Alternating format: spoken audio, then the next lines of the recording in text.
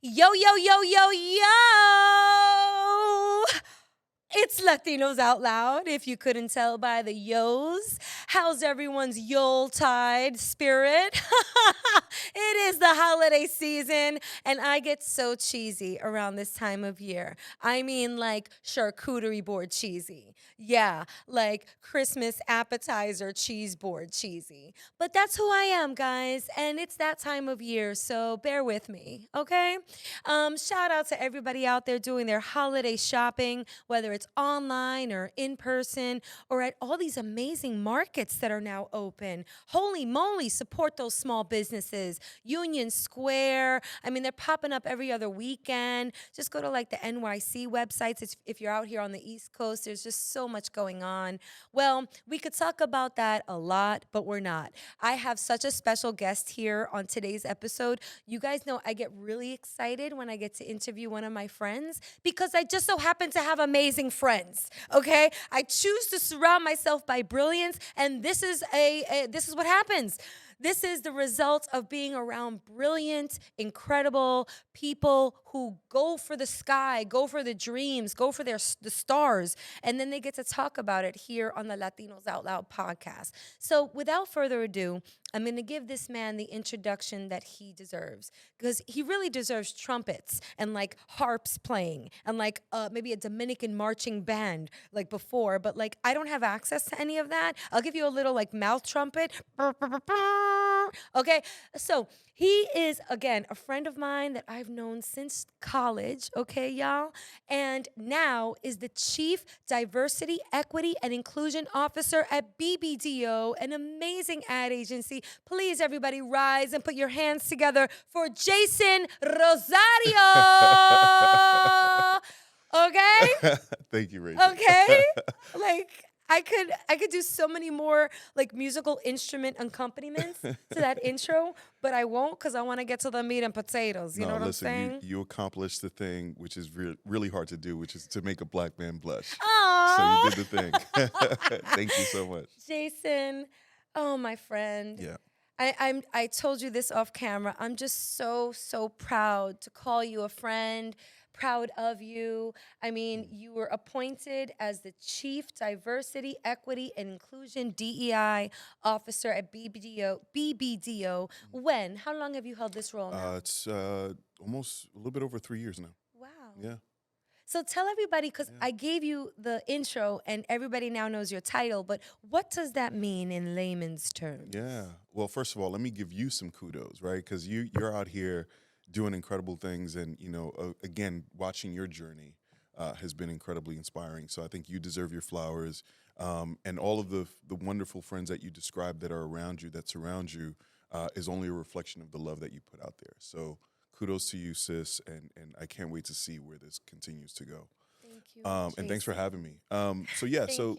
what does that mean? That means Chief Diversity Officer. That means that my job is to help influence culture at large, inside the agency for sure, but also to influence the creative product that we produce for our clients.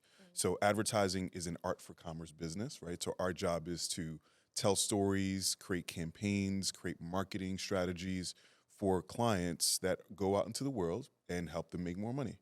But as we all know, media and advertising really shapes the ways that we see ourselves in culture. So my job is to help influence that creative so that it's more inclusive, that it's more relevant, and that it depicts the communities that we all come from in a more responsible and an authentic way.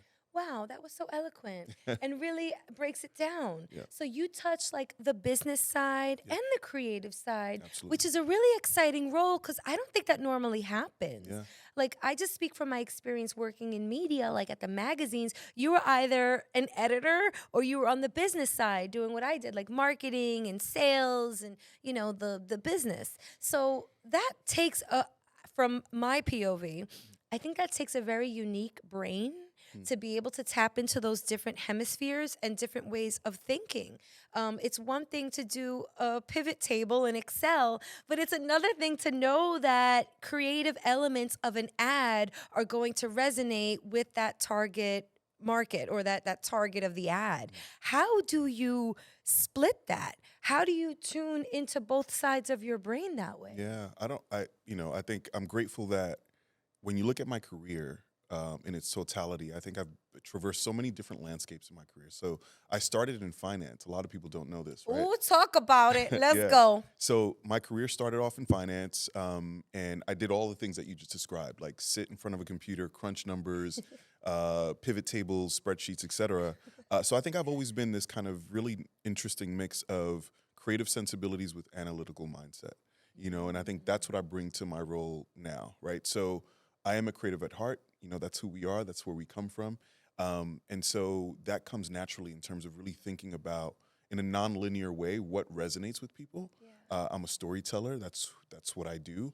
But Yes. I'm able to couch that in the language of business, which is really important, right? So again, I said earlier that we are an art for commerce business. We're not out here just creating art for art's sake.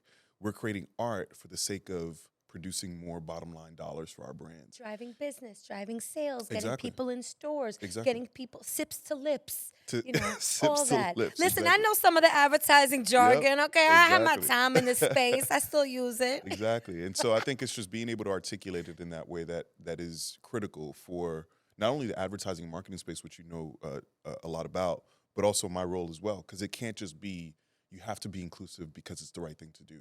You have to be inclusive, yes, because it's the right thing to do, but it's because it's also going to make you more money.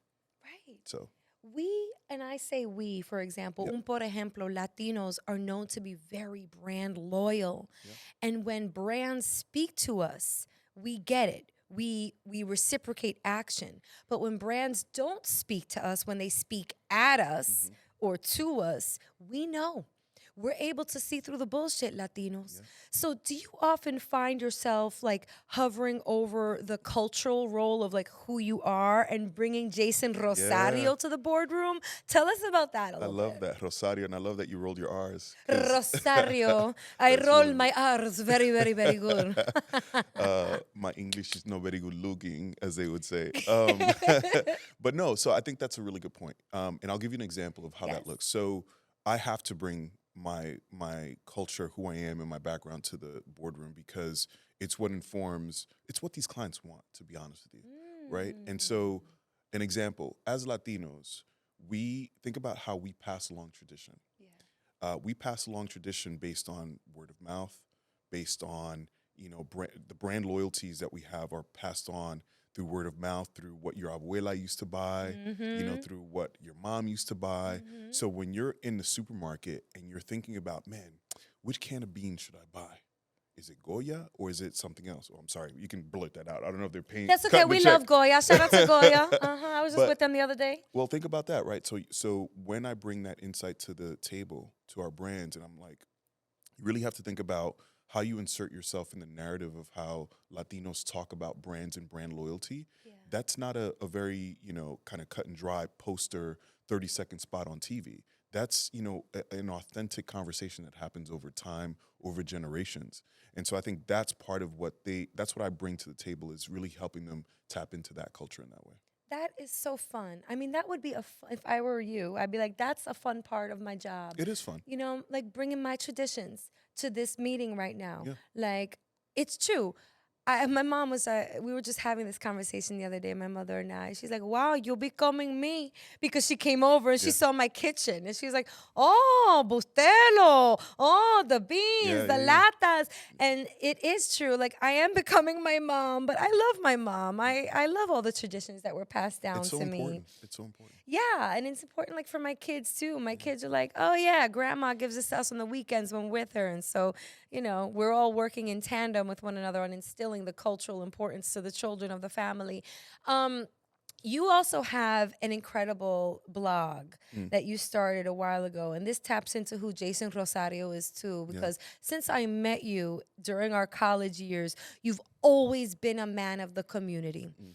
From your endeavors through Lambda Upsilon Lambda, your fraternity, through the events that you used to host, like your reputation was always like just you were always a good egg, Mm. whenever I was around you and I saw what you were doing. And now to see that decades later translated to your profession. So, The Lives of Men was a blog you created because you saw a void. Yeah. Could you tell us a little bit more about that? Absolutely. So, yeah, the Lives of Men started off as a blog, and then it evolved, and it wound up becoming a social impact agency, is what I call it, right? Because it started off, the inspiration behind it was, me growing up as a product of a single parent home, oldest of 7 kids. Wow. My dad really wasn't around, and so navigating this idea of what it meant to be a man, particularly a black and brown man, a Latino man, Afro Latino man in New York City.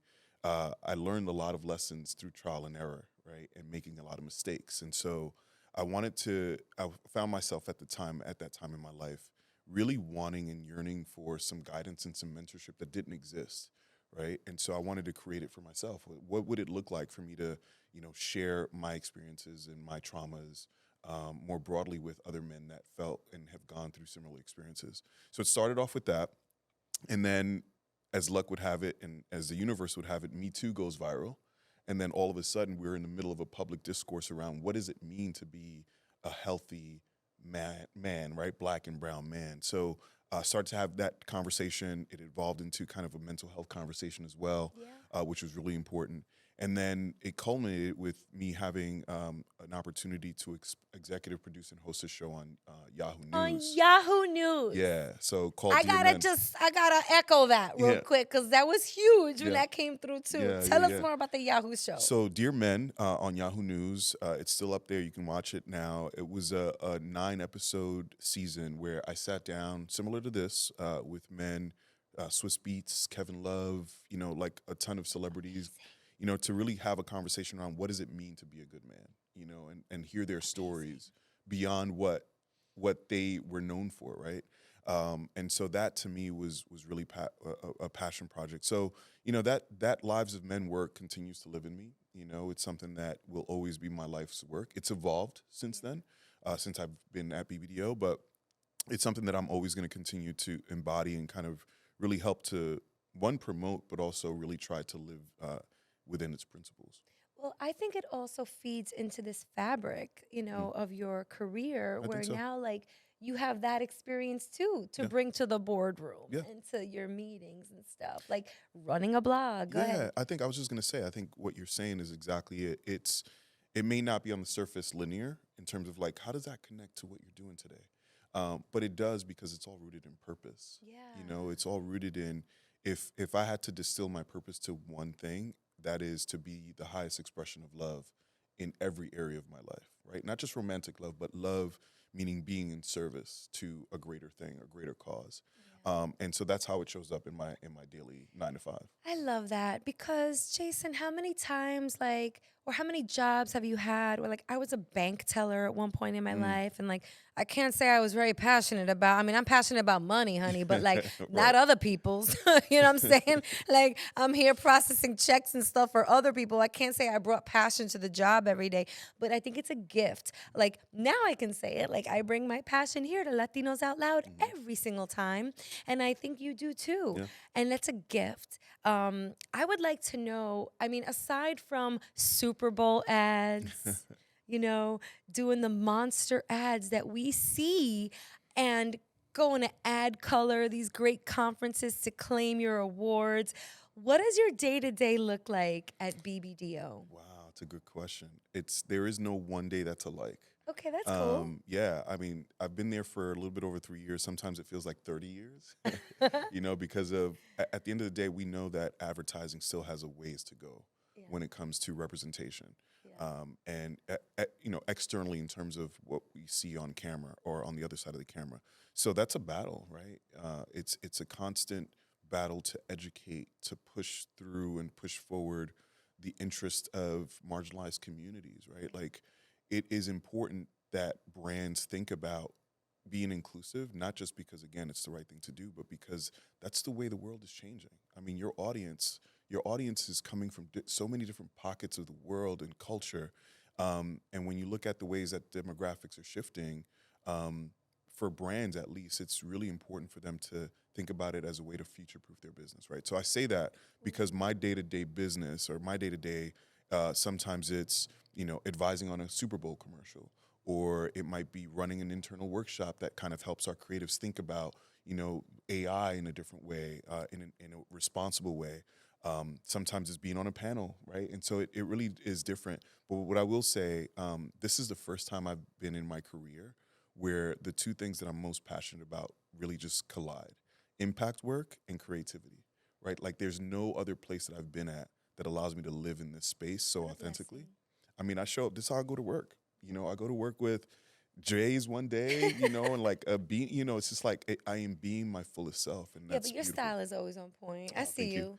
I see you. Your fashion is always on point. Thank Who you. does your styling? You No, you out there listen, yourself doing I this? do my own thing. Look at that. Shout to moms though. Moms is the OG when it comes to style. All right. Shout out to moms. And you said you have six siblings? Yeah, so I'm the oldest of seven total. My mom had five, so I'm the oldest boy there, and then my dad had two girls as well. Yeah, so all told of the seven, it's five women, five sisters, and me and my younger brother. We're the bookends. I'm the oldest, and he's the youngest. Wow, that's fascinating. Yeah. So back to BBDO. I'm Yeah. not trying to like dissect your day to No, day. let's do it. But like give us maybe I want to tap into you for understanding the state of advertising now. I mean, there are just so many ways to touch a brand these Yep. days. Social, through film integration, at the store, live activations, events. Like there's so many ways. But can you give us, and this is a tough question to answer in No. just a few minutes. I understand I'm setting you up for failure right here, Uh-oh. but not really. I just want to know if you could give us some like tidbits of information on like the state of the industry. Like, are most of the dollars still being like pumped into television, or are we seeing like social media now the front runner? Like, how do these Fortune 500 companies talk to us nowadays? You are hitting it right on the head. And I don't remember if we talked about this at the cena. Like Oh, we gotta talk about La Cena in a we gotta talk minute. about La Cena for a minute. We will. But go ahead. that's genius, right? It's the right question to ask. And so I would say that Thank you. the headline is that you have the power. You, the creator, have the power. Brands are, I mean, they're still paying for your traditional marketing, advertising spots. But increasingly what we're seeing is dollars going to folks like you who are creating content that's relevant, that's actually resonating with audiences in a very authentic, unique way. And so I would encourage anybody that's watching who's a content creator to really think about their brand, really think about themselves as a brand, and how they might be able to monetize it in a way that is authentic, Right. because that's where the money is going. I often say, and we often say this in advertising, is that it's easier to teach a creator how to be a marketer than a marketer how to be a creator. Ooh. Right. That makes So sense. yeah, because you get it. You're smart. I mean, look what you've built. Thank you. And so all it takes is for you to, be taught the intricacies of how you market a brand to a wider audience. But what's harder to teach you is what you're already doing naturally. So I think that really, to me, is what I would advise creatives to really lean into is, you are the future of advertising. Jason, okay, so because of the marketing background or whatever, Yeah. and, we knew each other when I was doing the marketing stuff at People en Español and Latina and all of that, like, I took pride in activating brands Yep. because there's this, like, sense of like the brands are entrusting me, little old marketer from People in Espanol, to represent for their brand, whether it's Target or Maybelline, New York, or whatever brand it is, to bring their brand to life through either the pages of a magazine or at an event with thousands of consumers. And it's this level of responsibility. And I loved that about my job. And guess what, Eloeleros? I get to do the same thing, but now for my own brand.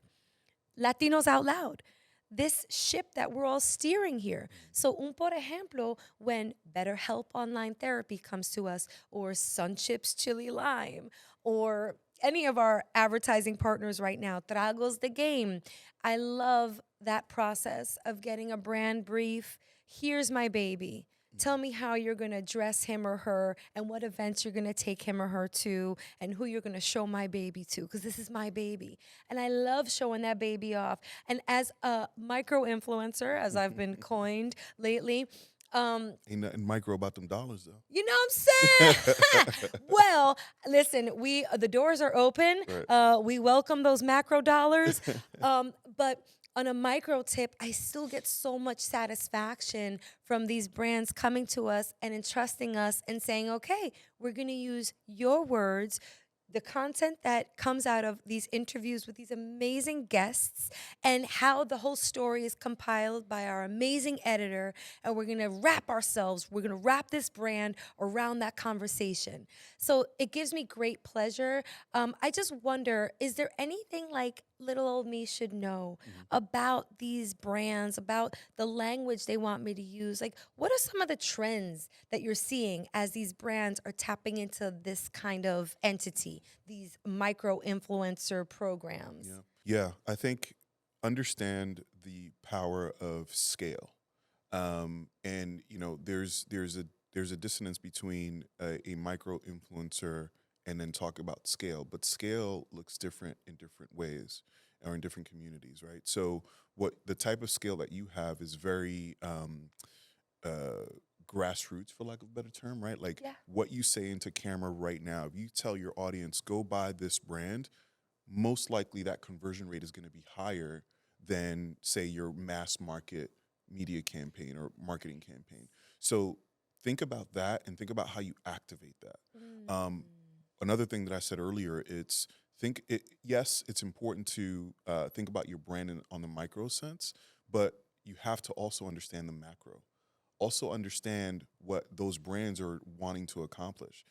Them working with you is just a part of their strategy. They have other strategies that go beyond specific communities. So how can you be a conduit to that broader strategy? Okay, I You know, love so that. that's important. It's really thinking about what is the brand's goal.